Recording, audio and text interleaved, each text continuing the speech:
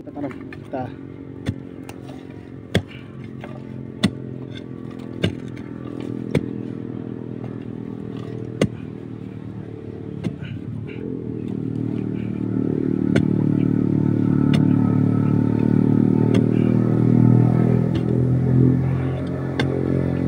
semoga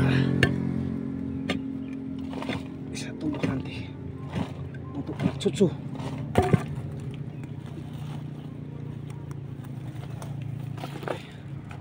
Ini semoga dia bisa tumbuh. Bismillah. Lagi sedikit.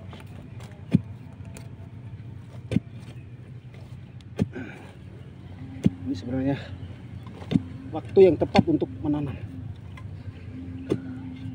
Jangan menanam di pertengahan musim hujan, karena nanti bisa busuk juga, dan musim hujannya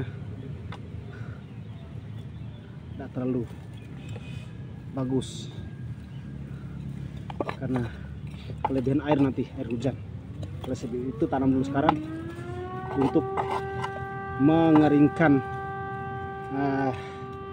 ini sisa yang kita potong.